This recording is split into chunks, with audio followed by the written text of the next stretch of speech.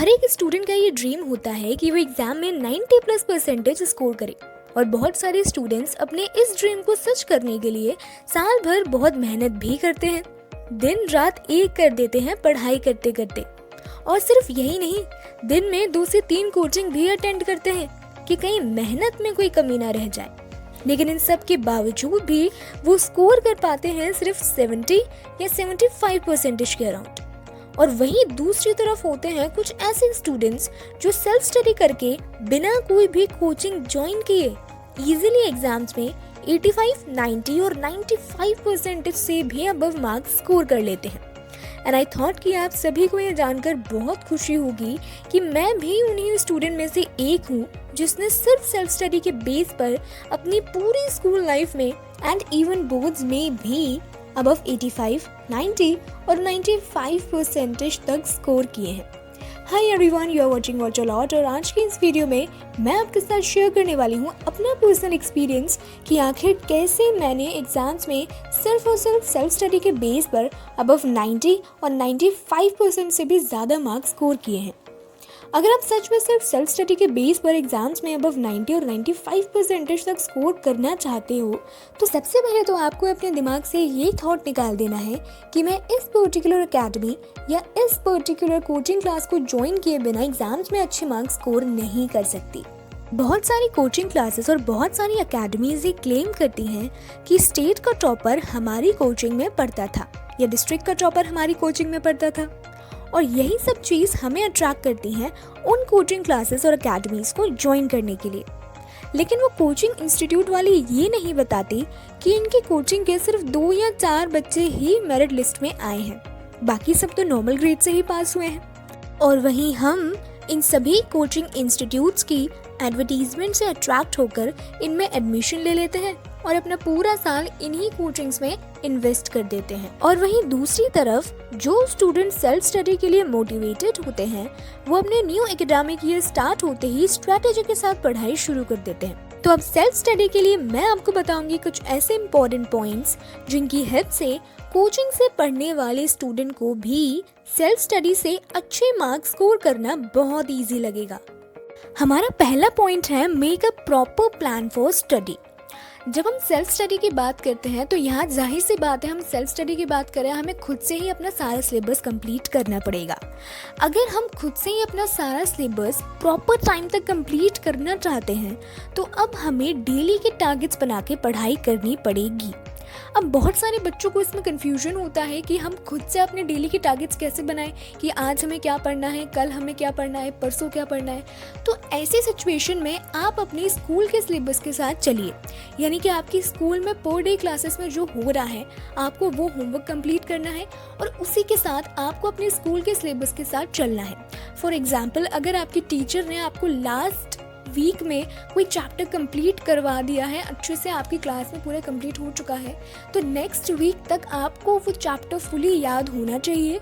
उसके हर एक टॉपिक का, उसके हर एक चैप्टर के हर एक टॉपिक के कॉन्सेप्ट्स आपको क्लियर होने चाहिए।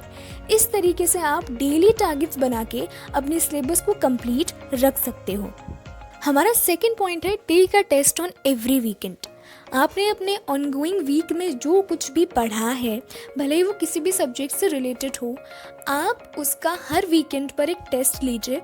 और टेस्ट के लिए आपको ऐसा नहीं करना है कि आपने खुद ही 2-4 क्वेश्चन लिए और प्रैक्टिस कर लिए। हाँ, आप प्रैक्टिस के लिए कर सकते हो, but in the case of test मैं आपको सजेस्ट करूँगी कि आप अपने किसी बड़े या भाई या बहन की हेल्प लें और उनसे कहें कि आप मुझे इस चैप्टर में से अपने मन से कोई भी 5 या 6 क्वेश्चंस निकाल के दो एंड मैं बिना देखे उनका टेस्ट दूंगा या दूंगी।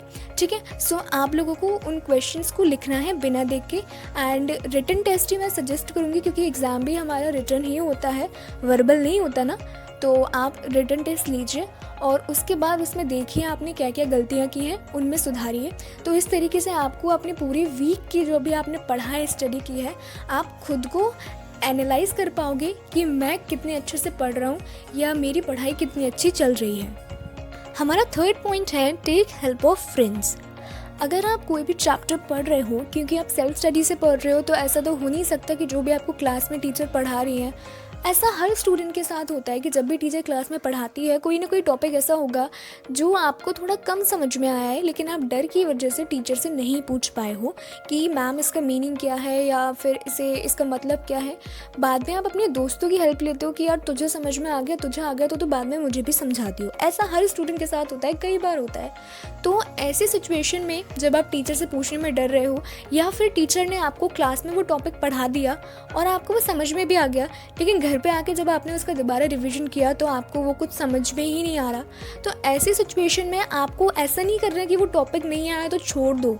ऐसा नहीं करना है, हमें सारे टॉपिक्स कंप्लीट करने हैं जो भी एग्जाम के लिए इंपॉर्टेंट है। ऐसी सिचुएशन में आप अपने दोस्तों की हेल्प ले सकते हो कि भाई तूने टॉपिक कंप्लीट कर लिया तो तू मुझे बता दे, और अगर तुझे कोई टॉपिक नहीं आ रहा जो मुझे आ रहा है तो वो मैं तुझे बता दूंगा। तो ऐसी सिचुएशन में आप अपने दोस्तों की हेल्प ले सकते हो, और आपको अपने दोस्तों की हेल्प भी करनी है, क्योंकि इससे आपका भी अच्छा रिवीजन होता है कि हाँ भाई अगर मैं किसी को कोई चीज़ समझा रही हूँ जो मैंने पढ़ी हुई है तो वो मुझे और अच्छे से रिवाइज हो जाएगी, है ना। तो आपको अपने दोस्तों की मदद करनी है और आपको अपने दोस्तों की हेल्प भी लेनी है टॉपिक्स या कॉन्सेप्ट्स को क्लियर करने के लिए। हमारा 4th पॉइंट है टेक हेल्प ऑफ यूट्यूब और Google to solve any queries. हर स्टूडेंट के साथ ऐसा होता है कि जब भी वो किसी भी पर्टिकुलर सब्जेक्ट के किसी पर्टिकुलर टॉपिक को पढ़ने के लिए बैठते हैं तो किसी न किसी सब्जेक्ट के किसी न किसी टॉपिक में ऐसा होगा ही कि आपको एक पॉइंट पे आके आप अटक जाओगे और उसके बाद आपको समझ में नहीं आएगा कि इस कॉन्सेप्ट को मैं कैसे क्लियर करूं। ऐसी सिचुएशन में मैंने आपको बताया कि आप अपने फ्रेंड्स की हेल्प ले सकते हो किसी भी कॉन्सेप्ट को क्लियर करने के लिए। लेकिन हम उस सिचुएशन में क्या करें जब हमारे दोस्तों को भी उस टॉपिक का कॉन्सेप्ट क्लियर ना हो। ऐसी सिचुएशन में आप लोग गूगल या फिर यूट्यूब की हेल्प ले सकते हैं अपने उस प्रॉब्लम को सॉल्व करने के लिए।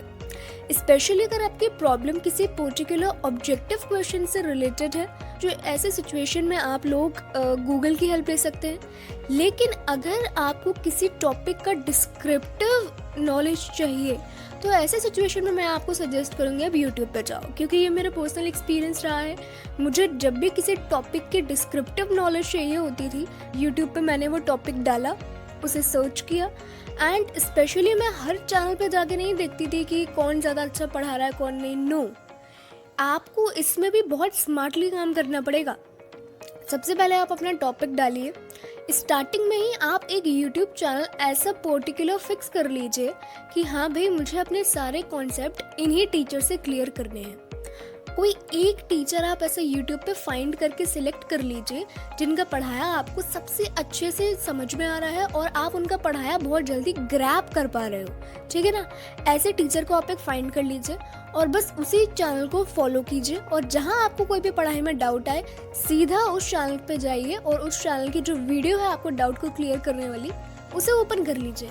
तो ये सबसे बढ़िया तरीका है YouTube और गूगल से हेल्प लेना। जब आपके किसी भी टॉपिक का कॉन्सेप्ट क्लियर ना हो, आप सीधे YouTube पे जाइए और अपने प्रॉब्लम का सलूशन फाइंड कर लीजिए। हमारा 5th पॉइंट है स्टडी इन मॉर्निंग टाइम।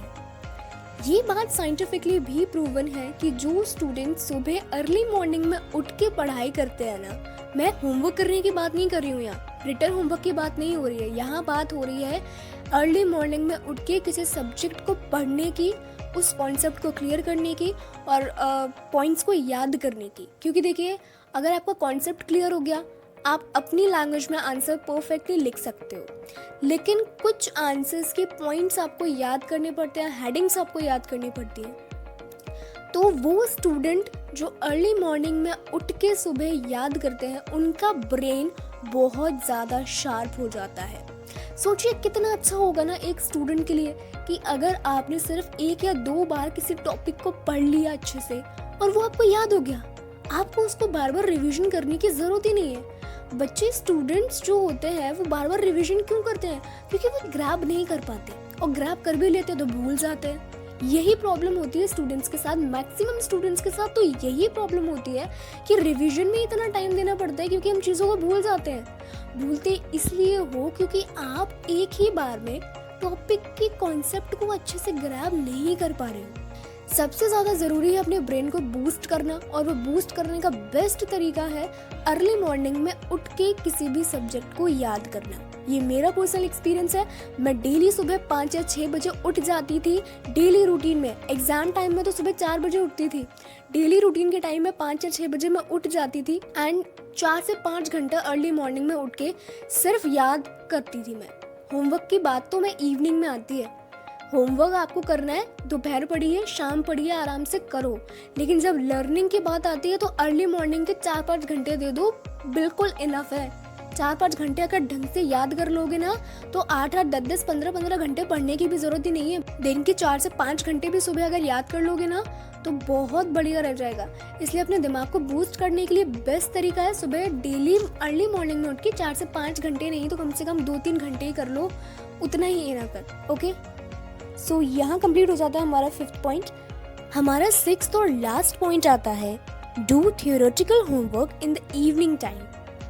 इसका मतलब है कि आपका जो भी थियोरेटिकल होमवर्क है, जो भी आपको आपके स्कूल से मिल रहा है आपका होमवर्क, या आपके कोई बड़े भाई बहन हैं जो आपका टेस्ट लेते हैं तो वो आपको कह देते हैं कि ये होमवर्क तुमको करना है और इस आंसर को 4 बार लिख के देखो, करो। ये जितना भी होमवर्क है ना आपका थियोरेटिकल होमवर्क, उसको इवनिंग के टाइम के लिए छोड़ दो। देखो भाई, स्कूल की टाइमिंग 7 से 8 घंटे की ऑलमोस्ट होती ही है। हमारा पूरा दिन है, ठीक है, स्कूल को अटेंड करने के लिए। उसके बाद आपको याद करने वाला मटेरियल करना नहीं है, क्योंकि ये मैंने 5th पॉइंट में बता दिया कि वो आपको अर्ली मॉर्निंग में उठ के पढ़ना है। इवनिंग का टाइम बेस्ट होता है होमवर्क करने के लिए, क्योंकि वो हमारा होमवर्क है। हमें उसको थियोरेटिकल एक प्रेजेंटेशन टाइप हमें बनानी होती है कि जब भी हम याद करें तो हमें याद करने में आसानी हो, हमें सारी चीज़ें सिस्टमेटिक तरीके से मिले, हमें पता हो कि हमें किस तरीके से आंसर रिप्रेजेंट करना है। तो उस चीज़ में आपको अपना दिमाग बहुत ज़्यादा लगाने की ज़रूरत नहीं होती। प्रेजेंटेशन है, अच्छे से बना लो उसको, बिल्कुल फ्रेश माइंड से काम करने की, ऐसा नहीं है कि उसको बिल्कुल फ्रेश माइंड से ही करना है, नहीं। होमवर्क करने का बेस्ट टाइम होता है इवनिंग का। आप इवनिंग से होमवर्क करने बैठो और आप आराम से रात तक अपना पूरा होमवर्क कंप्लीट कर लो, जिससे कि सुबह अर्ली मॉर्निंग में आपको होमवर्क की कोई टेंशन नहीं रहे, आप अच्छे से अपने लर्निंग स्किल पे फोकस कर सको। तो इसी के साथ हमारी आज की वीडियो यही हो जाती है फिनिश। अगर आपको आज की वीडियो अच्छी लगी हो और अगर आज की इस वीडियो का कॉन्सेप्ट आपके काम का हो, आपको वीडियो पसंद आई हो, तो वीडियो को लाइक एंड शेयर और चैनल को सब्सक्राइब करना बिल्कुल मत भूलिएगा।